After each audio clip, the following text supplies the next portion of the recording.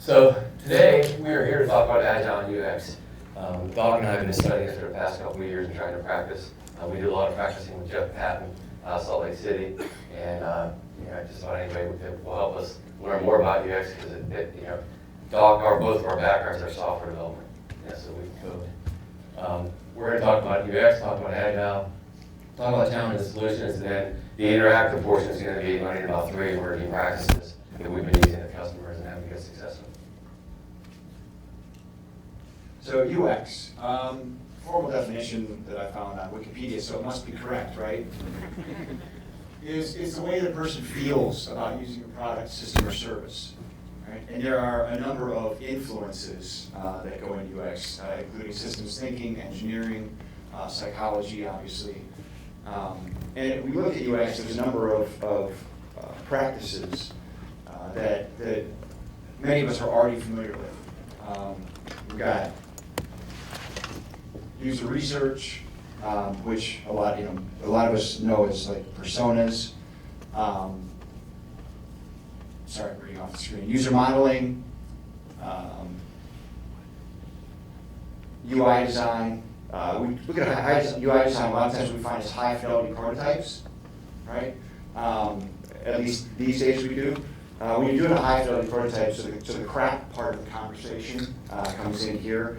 Things you need to keep in mind when you're developing prototypes, especially in high fidelity. If you're laying out a screen, you've got to look at everything from contrast to repetition, to the alignment of the elements, to actually the proximity of the elements to one another, right? Where does the eye go? How's it drawn, etc. But it turns out that you can actually keep most of these things in mind even when you're doing low fidelity prototypes. Contrast maybe not, but repetition, alignment, and proximity also come into play even as you get into more agile practices. And they talk about task analysis, which we kind of map to use cases. Okay, so we're at Agile conference, so I'm sure everybody knows about the Agile manifesto. So I won't read these to you, but these set of values and principles is what really causes UX and Agile to kind of, most people think about Agile, they think about Scrum, they think about developers, QA, and they don't really say, okay, how does the UX team fit into the fold? So when we started introducing these values, we find that most people are structured like this. They're pretty linear, right? They aren't centered around whole teams. There's a product owner, the product owner is working with UX people, working with development. It's different in every studio, but typically the product owner is kind of this in-between person.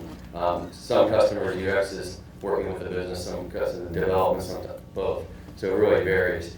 What really changes whenever Agile comes into play is that we really encourage whole teams. We want standing teams. That's not often easy, and for various reasons. There are several challenges. The first ties back to this value of the manifesto, right? Working software, comprehensive documentation, a lot of UX practices, high fidelity prototypes, big documentation up front, right? So right away you have to get the UX folks thinking, hey, how can I start adopting more lightweight things like low fidelity prototypes? As a developer, most people have probably been frustrated when the UX team comes up with something really sexy and then you can't really implement it because the technology just doesn't support it. So it really kind of challenges that notion. The other thing that is challenging is how do you respond to change versus following a plan. A lot of times, if you start looking at your whole process, it's hard to fit your whole process into a 2-week window. If you're doing a lot of UX and a lot of user experience work, when you look at a 2-week sprint and you break down story cards, it doesn't consider some of the progressive elaboration and UX work that might go in up front to make sure that there's a rich user experience when they get there. So our suggested overcome from that is basically to try Kanban. How many people are familiar with Kanban here? Right, okay. So the cool thing about Kanban, and that's a whole other talk in itself, right, is it actually, you focus on seeing the whole process. So you actually look at all the states from the early stages of initial progressive elaboration all the way to delivery to production. So it doesn't account for just what can fit in 2 weeks. And more importantly, what I really think about Kanban is it lets me establish metrics. So I can measure how long cards are staying in different states, and I can use that data to justify perhaps adding more UX staff, and I'll go to that in a second. This is the other challenge, right, is that most organizations we come across don't have enough emphasis on UX. There just aren't enough of them. They're considered specialists. There's a handful of them. It's hard to find good ones, right? And so because of that, You say, all right, well, how the heck am I going to put a UX person on every team? Better yet, how am I going to put 2 UX people on every team? Because if you believe in pairing and learning and getting feedback about your skills, you need at least 2 people in every role on every team. Okay, and that's contrary to Scrum. We believe in larger teams. We coach 12 to 20 people on a team, so we have at least 2 people in every role. Add UX, and now your team size has grown maybe to 14 to 22. So typically, this is the big problem, is that we just don't find enough UX people. They're spread too thin, so they want to keep them in a specialized role, and everybody fights for them, right? And that doesn't support the whole team concept. So this chart here kind of indicates what is the appetite for UX at your company. So it really depends on what kind of software solutions you're building, right? If you're building a solution that's completely used for internal folks, and you're forced to use it, most people don't care about UX. Right? You know what? The phone's going to ring. It's a call center application. They have to go through these screens whether we made it a good design or not. So we aren't going to put UX people on this. We aren't going to make it look pretty because it's just our people. Right? We kind of think that's BS. Right? I mean, everybody should be productive, not just your customers, and they should feel good about the software that they're touching. But when we go in, we quickly try to assess with the company what kind of applications are we building, and right away we can tell you if they're staffing UX people at all. Okay? If you have an application that's easy to change, so I can, in theory, I can not like my email provider, I can swap, or I can have a bad experience on Google search and go to Yahoo search or go to, right? So it's really easy for me to change product solutions. Those companies care more about UX, okay? Because the risk is high that if they have a bad experience, they'll opt to go somewhere else. So this is one way of thinking about UX in your organization and understanding kind of what the appetite is. So we're going to talk about 3 emerging Agile and UX practices that we're actually seeing in the industry as we're bringing the UX teams and the delivery teams together. What are some things that are happening here, right? And we'll go through each one of these in a little bit more detail. But the first one is that we see quite often is user story mapping, and story mapping is common, but we're seeing some new aspects to that. The way that we're actually working through it, especially with UX involved, right? So this really becomes kind of the initial stage of progressive elaboration, doing some really lightweight story maps. And then we're seeing, with the influence of lean startup, what we've been kind of referring to as test-first design, where you're doing really lightweight hypothesis testing. Again, our interactive sessions here will actually go through an exercise where you guys are actively participating in these things. And then finally, something that we're seeing that's really cool is flash builds. And this is really, it is real-time design and delivery, where on the spot, at the need, with the customer, perhaps in the store or in the field, software is being built and delivered right there. So no design up front, right? It's just happening in real time. So the first one, user story mapping. Right? And again, most folks I'm sure are familiar with some flavor of story mapping.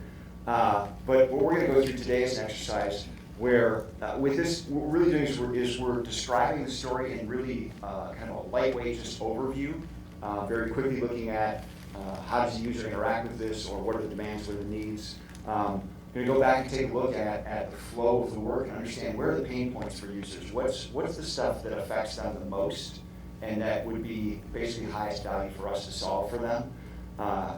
Make sure we're keeping a focus on customer value, and then actually converge on solutions. So we're gonna actually use some more of the lean startup approaches to actually test hypotheses and figure out what's the right solution for this problem. So it's a 3-step process Doc just explained. We're going to capture the story. We're going to talk about what were the painful or wasteful points in the user experience that they had. And then we're going to prioritize and then swarm on trying to fix them. So has anybody ever heard of the communicated connected consumer? Okay. So this is like instead of Gen X, Gen Y, right? This is not age focused, right? This is people like you guys. You probably have a laptop and iPad. You always have technology at your fingertips. You're using it all the time. Every time you go to make a buying decision, you might say, okay, well, hey, I'm checking this out. Now let me read the Amazon review. Let me Twitter out if this iPhone 4 Siri thing is even worth it. I'm going to leverage my social networks, get feedback from them, right? But I always kind of check online, and I leverage these mobile devices as much as I can. Almost every kid being born today is going to be fit in this persona.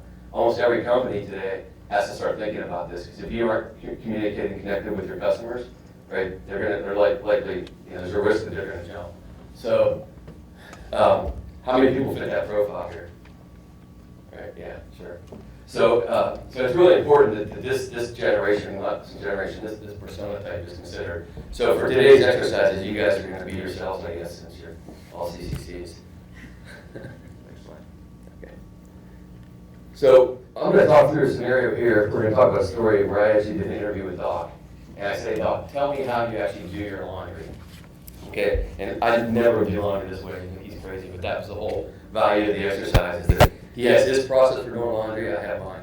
So we started I took out a whole handful of Post-it notes. I said, Doc, just tell me how you do laundry. Right. And he started describing his process. Right, so I mean, our house, basically, it's a pull for us, right? We recognize that we need to do a load, right? Something, kids out of pants, or, or I don't have any clean underwear, whatever it might be, right? It's time to actually do a load of laundry.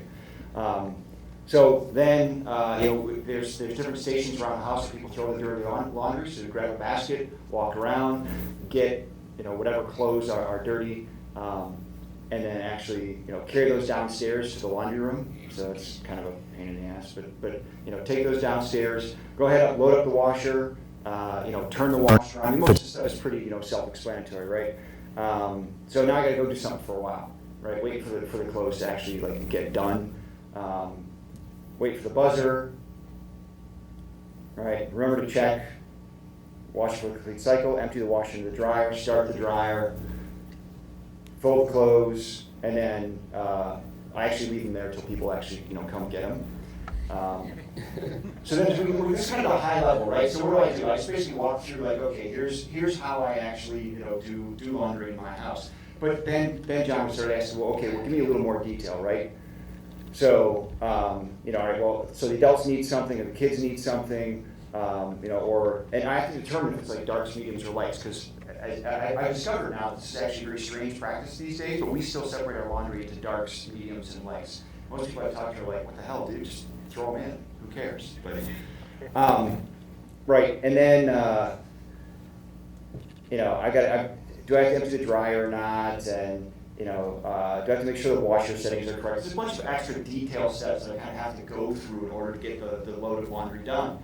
But so after going through this kind of interviewing process, really lightweight map of how I do laundry, right? Okay, so now we're going to do it. How many people do we have in here? Anybody count? Yeah, more? I don't know. How many stations do we have? We have 6 or 7 stations. 1, 2, 3, 4, 5, 6, 7. There's some stations up in the back as well. Yeah. So what I need you guys to do is self-organize it into 6 or 8 people, maybe. I can't tell. 6 or 8 people per group. So any place that there's a piece or two of paper on the wall, and there should be pens and some Post-it notes and some tape whatnot beneath it. That's the station. Yeah. So this is your scenario. Okay, you guys are CCCs. Pick somebody in your team to be that CCC. So they're the person you're going to interview, and they're going to say, hey, the scenario is going to be you just showed up at the mall. I have gas down here. Who's here from gas? You just showed up at a gas store, right? You walk in, and what happens? Okay, I want you to describe your shopping experience from the time you go through to check out till you walk back out that door. And I want you to interview one person in your team, capture it on Post-it notes, and get that story going out. Okay. Right. Any questions about that?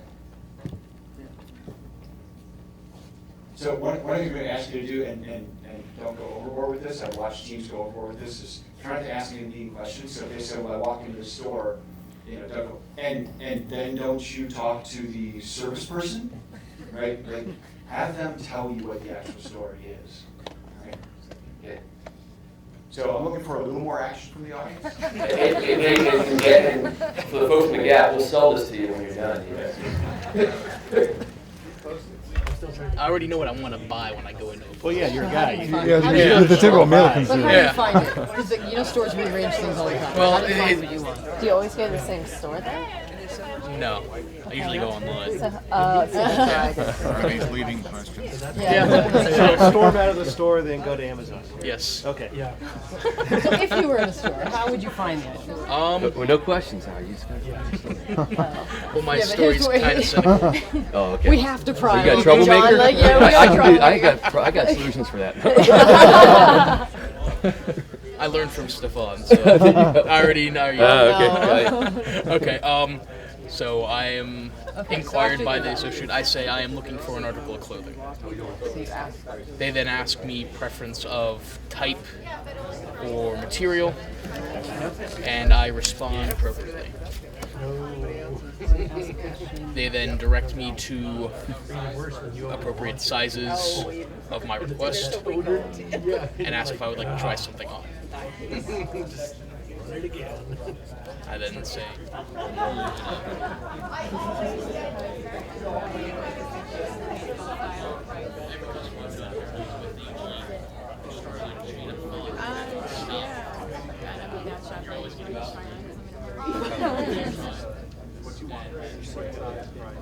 Then you go look at the sales rack.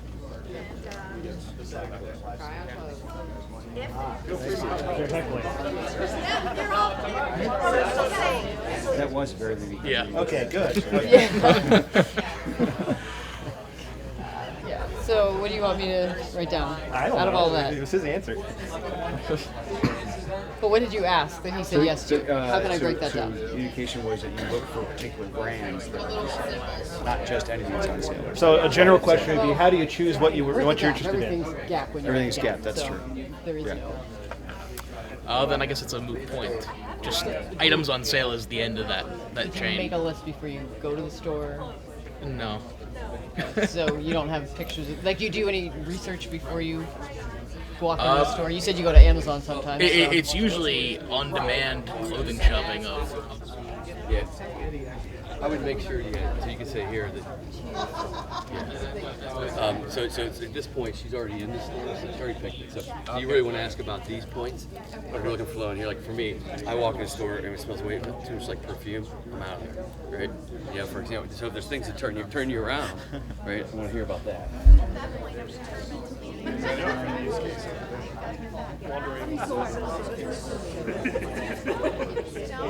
We can look at all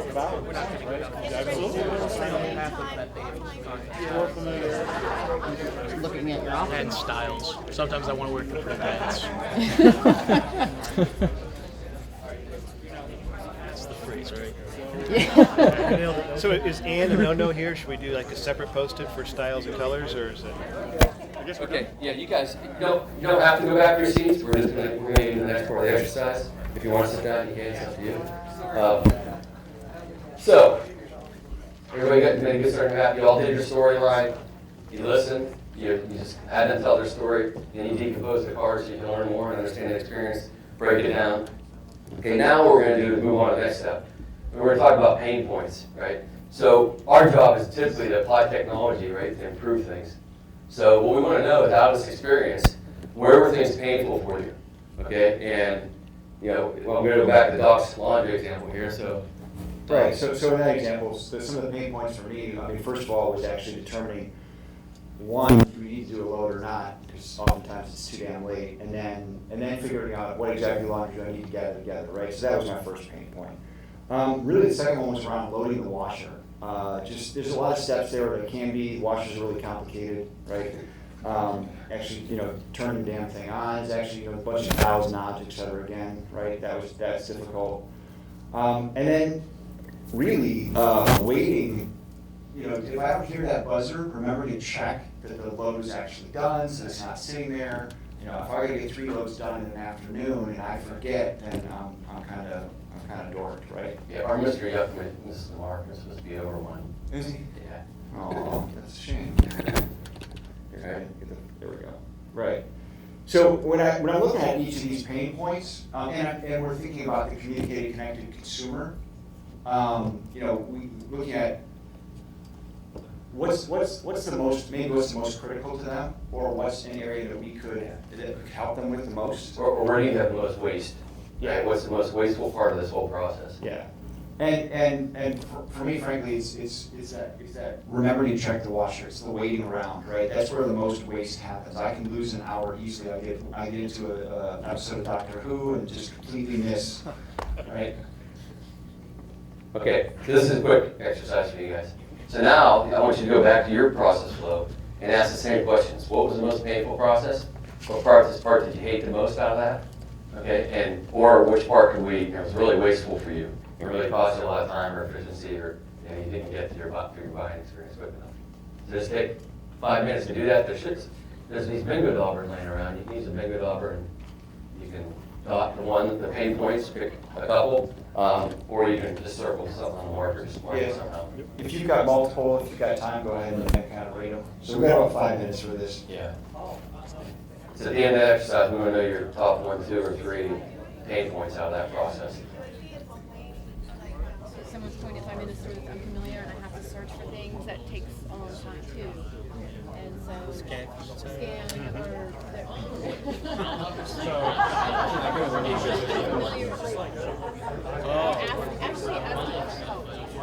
you have to find somebody.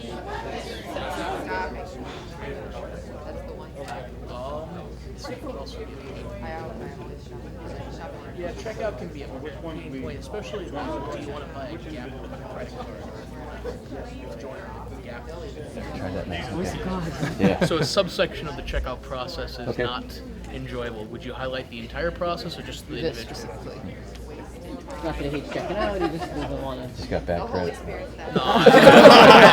good credit. You can't solve that problem with technology, sorry. I just don't like. Yeah, usually at the highest level, but we'll seek to understand exactly what part of an experience. Where we're going to go next is we're going to say, okay, now how can we apply technology at that? Knowing that your persona type is CCC, so how can I leverage mobile technology or something, or some way that person will reach for that technology and leverage it, right? And that's what we're going to do next. So, yeah, but it's usually at the top. Okay.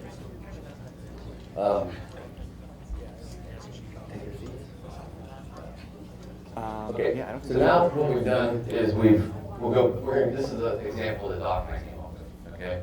So we went through. I think I described my buying experience, and for me, the biggest pain point was that door's locked, right? And I have to go talk to somebody that I probably don't even want to talk to, right? And beg them to open up the door because they don't trust me, right? So that really annoys me, and it really is wasteful because I'm almost have to just take my stuff and hope they have a good return policy, so I don't even have to go through that untrustful process. So the other main point here was, right, the whole sizing thing, right? That you get the wrong sizes and then you don't even know if they're in stock and yada yada. So that was my map. Anybody else have any cool points? Anything enlightening about that? No. Did you find, so is this similar to what you guys came up with? Or no? For me, it was just pretty similar. Yeah. Did anybody come up with this solution, this issue? Is there, right? Yeah, so that just shows you how many different personas and different people have different buying experiences, right, at the Gap. Okay, so you can't make their own, but it's important. It's all good. Yeah, right, it's all good, right? Yeah, but, so you get the point here, all right. So what you guys just did, you described the story in lightweight tools, you had some good dialogue, you understood the pain points, you focused on customer value. So everybody here came up with different value points, right? They weren't all, I doubt maybe 1 or 2 were even the same.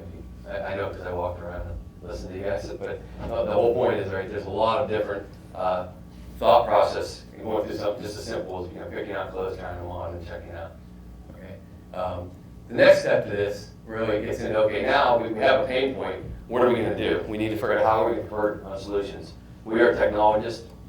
Can we apply technology, right, to somebody who's a CCC, which are you guys, but your CCCs have lots of different generations and lots of personas. How can we apply technology to that solution? So now we're going to get into the second thing that we're seeing emerging, which is lean startup. Yeah, I don't think there's any additional hands-on, is there? There will be a little bit. There will be a little bit, but yeah, folks want to kind Sit down for a of little sit bit. near your areas, that'd be fine, right? So how many folks here have actually read Lean Startup? One. Okay, all right. Cool. How many folks here are familiar with the concepts in Lean Startup? Not even the guy that wrote the book. You picked up the wrong way.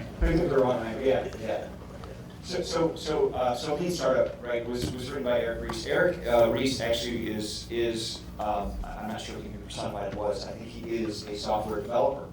And what Eric discovered through trial and error in his life was that the things that he was applying towards software development also applied towards starting a business and launching a concept, right? And eventually, led that into an entire approach. And Eric openly admits that none of the stuff that he talks about in his book is really new or unique. It's just ideas that have been out there that he's just kind of coalesced into one volume and said, hey, this stuff worked for me and I think it could work for you. We find it pretty practical and we actually apply it quite a bit as well. And the basic fundamentals of it are build, measure, learn. And I'm sure that sounds pretty familiar to most of the Agilists, right? It may not be those exact words, but this is what we do, right? So the fundamental concept, you form a hypothesis. So you've got some idea, right? That some fundamental concept that you believe is valid. It might be that users are looking for a new online chat experience. I don't know if that's true or not, but that's your hypothesis. So then you look at what's the lightest possible way that I could validate that and get feedback right away. Right? What's the least expensive way? In fact, do I even need to build software to validate that hypothesis? And if I don't need to, I probably shouldn't, right? I mean, the building software costs money. If I can figure this out in a cheaper way, I should do that. Save myself some time, save myself some money. Make sure you're actually measuring your results. So he looks at how can you quantify the information that's coming in to help to actually validate or invalidate your hypothesis, and then actually iterate towards what he refers to as a minimally viable product. So what you're doing is you throw a hypothesis, you measure information, that proves that your hypothesis was correct or incorrect, you make adjustments based on information, try another test, and you just iterate your way towards a actual product that consumers are telling you they'd be interested in. Okay, so we made up this word test versus design, so you have to have an acronym or it would be an IT thing, actually. So we, in my scenario of shopping, I hated it when that door was locked. Okay, I'm a CCC, and so the hypothesis was, would I be willing to actually text something to a door, or to something, send a text, or use mobile technology in some fashion to actually get that door unlocked? Okay, so this is for a hat. Okay, you pick your color too. Your hair type. What's the simplest way you can test that?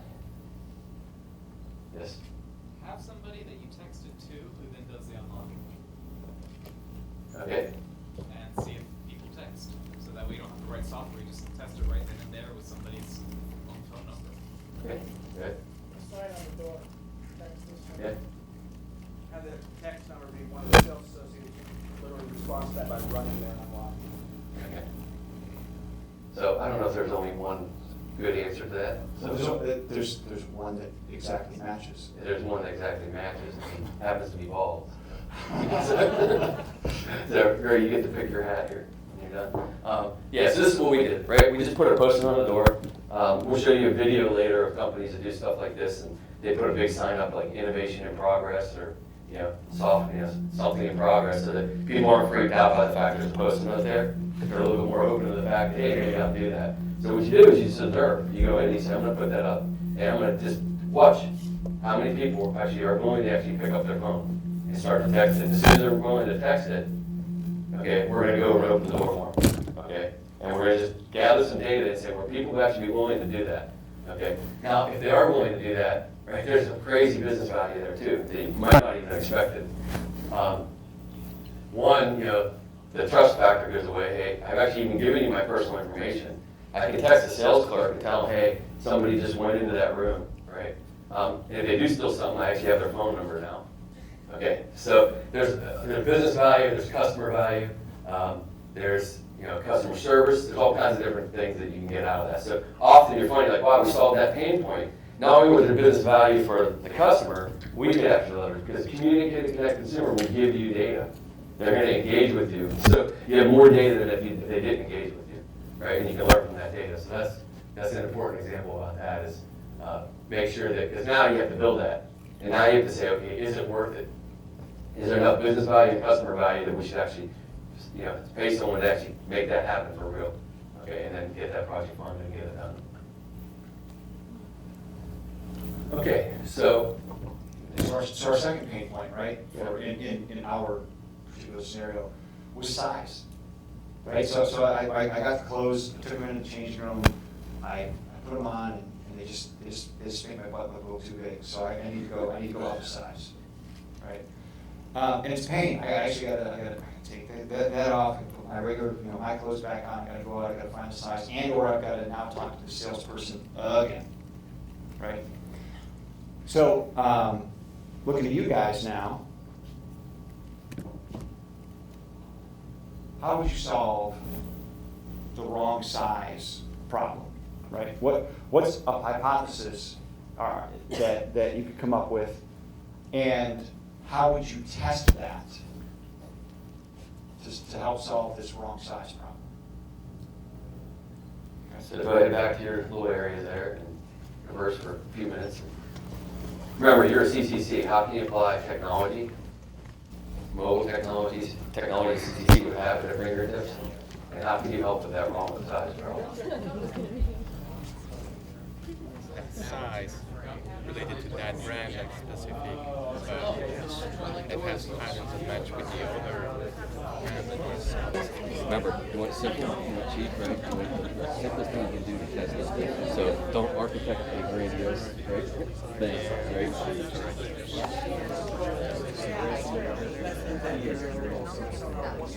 Do something slow. We're trying to rein him in over there. It has to be Right. Yes, but they do that there. Oh, yeah? They will, depending on How busy they are. Yeah, exactly. I mean, there's other factors, How can you but implement technology? I should put doorbell system up there. Doorbell Or a light seems or right. switch of some sort. Or you can like. not that I want to be like, you want the bigger size. I mean, no one that I know is going to broadcast that they want the bigger size than what they have in their theater.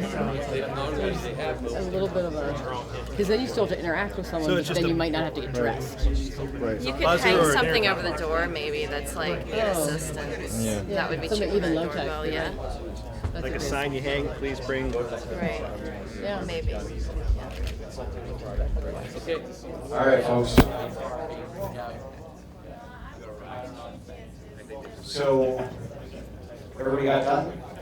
Okay, you guys go back to your seats too, because we don't have any more interactive piece.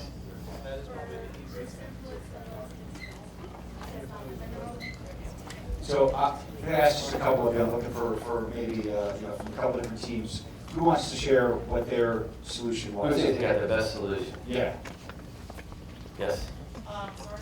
Get the microphone. Our solution was to have a sign in there to say text for assistants to get new sizes. And then you could have the store assistant come in, ask them, get all the information, as opposed to the person who's trying on clothes to have to convey all the information through technology. And then the store associate could go grab the clothes and bring them back. And our test for that was the number, of checking the number of people who did that versus the number of people who went into the, into try stuff on, rejected something and then grabbed something of that same style and of a different size to bring back in. Good. Who else? Who else has a good solution they're proud of? All these analytical people, somebody's got, there we are. Cool. Sure. We were thinking that we would also have a sign for people to text, only this time they would text a picture of the barcode along with some message saying what they want different about it, maybe size 34 or in blue, something, some delta from that barcode. Cool. Then the associate could scan the barcode, figure it out, and bring it over. Good. Well, there's no winner, but your solution is closer to us. You have another one too? Yeah. All right. Well, our team. Yeah, have it. So So we decided that the basic solution would be just a sign to say just blink the lights on and off if you need assistance. Yeah. Cool. Okay, good. All right. So our hypothesis was similar, barcode-ish, right? More technology focused. We said, all right, could we get somebody maybe scan the barcode, right? They're used to mobile technology. So maybe we can put an iPad app in there and hang an iPad on the wall. We know they're comfortable with iPads and tablets, and maybe they can just say, hey, big or smaller, scan the code. Or wouldn't it be cool if you put it up there and they scan it, and it's, it checks the inventory system and says, we don't have a large, but we can ship it to your house, right? So we can close the sale even if we don't have it in stock. So this was just an example. Thought we could build an iPad app, not a lot of technology behind it, that you know, ping a barcode through an inventory system to see if the quantity is still there or not. Yes? It was funny because we thought of something very similar to that, but then we thought it was a little expensive first to put in place, start with just seeing if people would use it. Yeah. And so all those ways were valid tests, right? We could do it incrementally. So there, like I said, there's no right answer, but you got the idea, right? It has to be simple. It has to be something that requires. If it's too crazy, I mean, you could go as far as, geez, we're going to put RFID on every piece of clothing so when you walk in, we actually know what you took in. Right? You know, and we're going to display the barcodes and you just say up or down or ship to my house or whatever, right? You could get crazy, but you can't test that and implement that, right off the bat. You can't, refactor too much. So that's an example of customer first design. So you can see here's the customer value, here's the business value. So again, can we get the funding to build this app? Right? Is the ROI there? You have to think about both perspectives all the time. Okay? There's quite a bit of business value. Yeah, know that yet? Come on. I like that. So anyways, that's a perfect example of how we did that analysis after the test and said, okay, we think we actually have a business case. Or no, building an iPad app is way too expensive and we just can't do that. We don't see enough business value in it.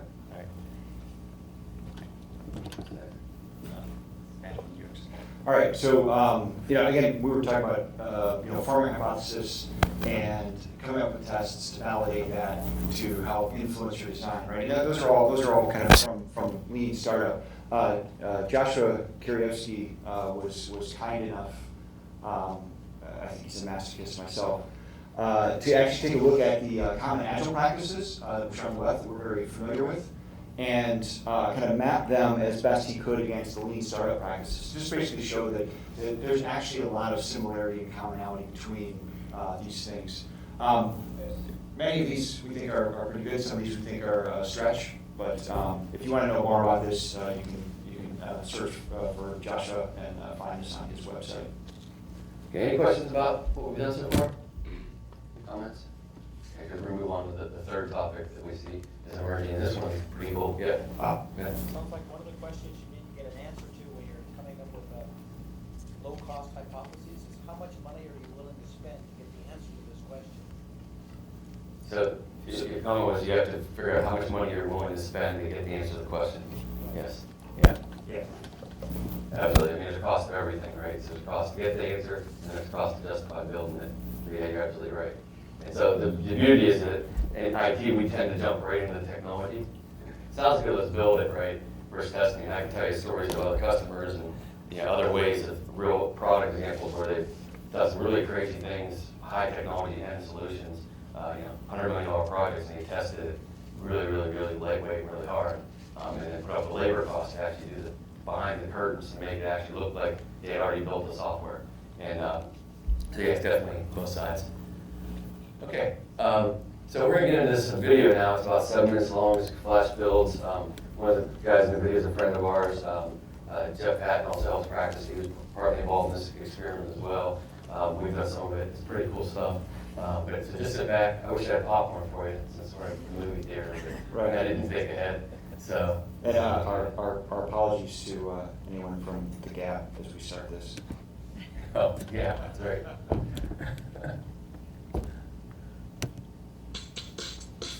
Welcome.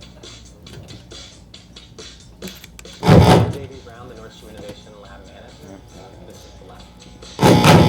All right. We've done 1 week experiments. Wow. So we will have an idea and we'll find a way to We did test first We did before. test it. Because you were in this room. We used a different We had flavor. some difficulty with it, and Can you put the microphone close? try that, yeah. I'm the Nordstrom Innovation Lab Manager, and this is the lab. We work on 1-week experiments. Somebody will have an idea, and we'll find a way to figure out how to prove if the idea is going to work. And this week, the Innovation Lab is going to be building an iPad app with customer feedback as we go through the week. We wanted to work in the store to make sure that we were getting customer feedback as we worked, so that we were never working on anything that wasn't valued by the customer, and only doing things that are delivering value. So we'll be building a feature and testing it until we get to the point where we have something that's good enough that we can just leave, and we'll leave the iPad app behind and have this new thing that customers can use. This is the world's first flash build. It's a flash mob where a software team shows up and builds an application in a surprise location. This is the Nordstrom Innovation Lab, and we're at the flagship store downtown Seattle. Right now the team is just setting up their equipment to get started. We're going to build an iPad app that helps customers pick the best pair of sunglasses for them. We really don't know what the features are yet. We're going to use customer feedback as we go along throughout the day and the rest of the week in order to build the best thing. So the next thing we're going to do is a user story map. So we're going to sit here and together outline all the steps the customer would take, and actually even beforehand, how they buy sunglasses, like what are the different things that they might do, and how that process might change if we have this application. And we'll actually dig into what we have to build in order to support that process. So now that we've done a card mapping, we're going to do a paper prototype.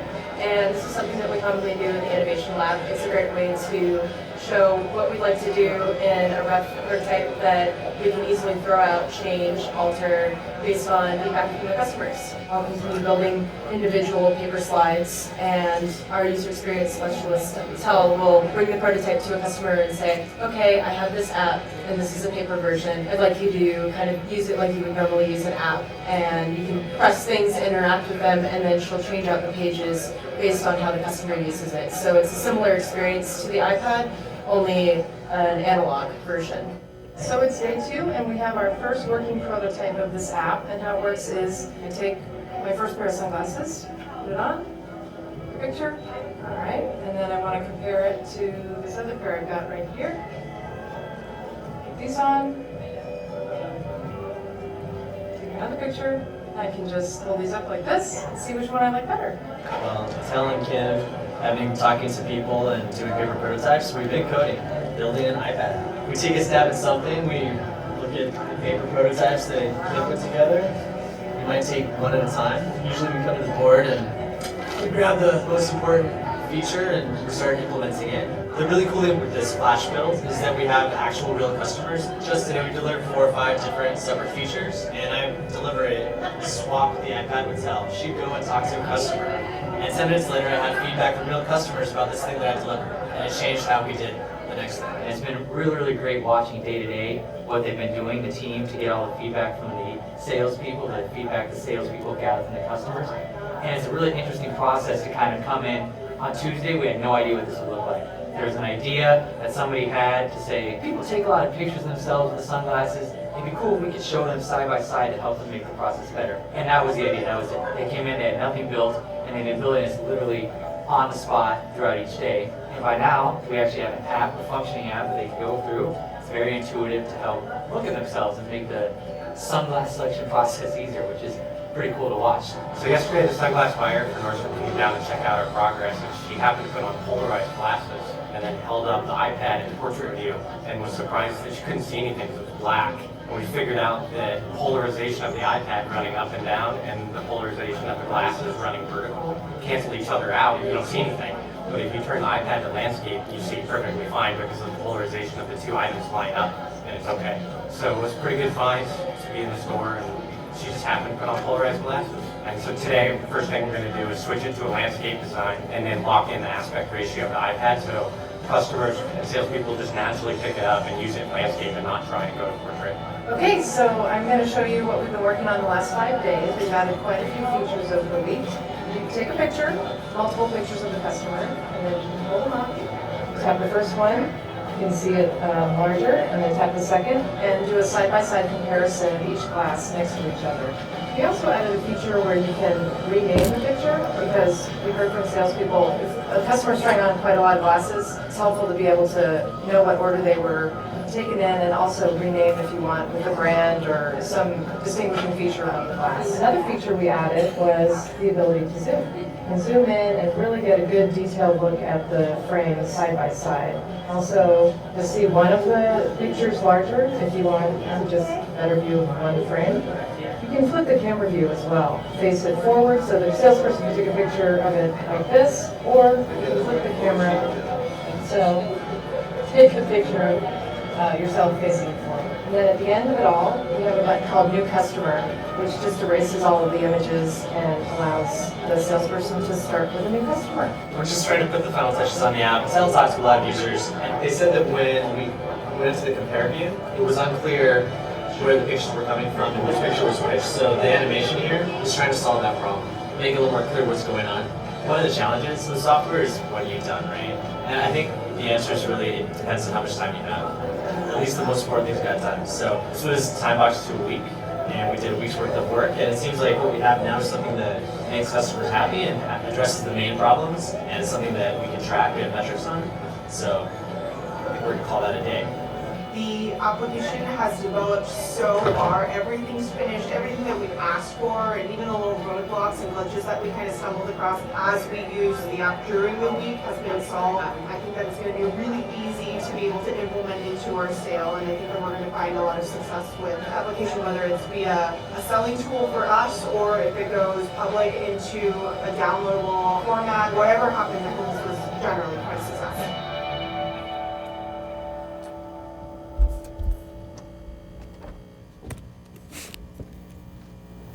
So that looks fun. So who would like to be on a project like that? Right, yeah, fun. I mean, you talk about real time, right? It's everybody collaborating as a team. They had to tell you what their goals were. The important part was, you know, they probably said, hey, it's gonna cost us $100 grand if everybody in this room would code something. Are we willing to spend $100 grand for a week of this? And at the end, we'll see what business value we have at the end and measure how many people are using the app, whether we want to keep adding additional features or we got enough minimal viable product out there that we can just ship it out to all of our stores. So what was Agile about that? Face to face. Fast feedback loops. What was that? Face to face. Face to face collaboration. Yeah. Iterations. Time box. Yeah. What else? Anything else? Working on the most important things first. Yep. Highest value first. Working software. Yeah. Exactly. And with UX involved, how to design it. Organically. Yeah, organically, real time, right? But we didn't skip. I mean, we saw you know, prototypes. We saw you know, actual some user experience diagrams. We saw you know, the UX and dev and delivery and customers all involved together all at the same time to make this thing happen. And we talked to the folks who were on that team, and they you know, they didn't show it because it was a 7-minute clip, but right, the UX people were pairing with the developers. They took the paper prototype, they said, yep, this is what we need to build. And they sat right next to them as they made it look good. And you leveraged as much technology as you could to simulate the functionality in the paper. So not much waste in that process. Okay, so this is what we covered today. You know, what changes, what can we do? And these are the 3 practices that we see as emerging that we're trying to do more with the people we work with. We're trying to really break down that whole UX to Agile confusion about how they fit on our teams. And that's it. It's time for question and answer. Thoughts, comments? Yeah? No? Can I have a slide deck available anywhere? Pardon? We have the slides available anywhere? Yeah. We'll work with the organizers to make sure the slide deck is available via the site, and we'll also have it on SlideShare. So we've got a LeanDog SlideShare site. All of our presentations are up there. Yeah. Most of the video will go post-processing, and that'll be available Yes. And the video. That video is out there on the web. Nordstrom has it on their site. So it's a pretty cool video. A question back here? Yeah. And sorry, I missed the middle part of your presentation because I had a call I had to take, so you may have covered this. But how do you, whenever you're doing your iterative development and very beginning, you talked about using lo-fi wireframes in order to be able to sketch out the design without having to do a lot of big upfront design. How do you design your interaction model? How do you handle that as part of an iterative process? Because sometimes my experience has been sometimes if I get too far down the line and I don't actually have the model that I want, or I'm building pieces, but I don't know how that's going to lead from where I'm at to where I need to go. So we didn't cover that today, so the question was, how do you build your interactive model? We just shared today some problems and solutions and 3 things that we see as emerging. For that, what we do is we do feature mapping and we do feature decomposition. So we'll actually do a similar thing here with Post-it notes, where we'll actually lay out the features and the highest value features that the customer wanted. Below it, we'll actually lay out the decomposition of the stories, and then when we look at what's the interaction, and we actually draw a thread through that. We take painter's tape, we put it on the wall, and we say, okay, this is one interactive experience. So that, to get the minimum viable product for this person, we need to have these interactions. So we actually just use Post-it notes and painter's tape, and we call them out. And we make sure we focus on one interaction model at a time, but we didn't cover that today here. Okay, maybe I can follow up with you. Yeah, sure, absolutely, that'd be great. Yes. Yeah, you had CRAP set up to look like an acronym. What was, did I miss out what was the acronym for? Oh, yeah, so I covered it fairly early on. It is, and I'm going to have to look at it to remember all of them, so you want me to? We'll try and get us there. That's going to take us a while. Yes. Does anybody else know it off the top of their head? Because I can't remember it anymore. Yes. Yeah, contrast, repetition, alignment, and proximity. Right, so there are things you need to take into consideration when you're designing any kind of user interface. Just, what draws the eye where, how much information, is it too much, is it not enough, right? How are things aligned and how close are they to each other on the screen? We really just want to put the word crap in the title of our talk. Yeah. Just in case it was crap. Any other questions, comments? Okay. All right, thank you very much. Thank you very much.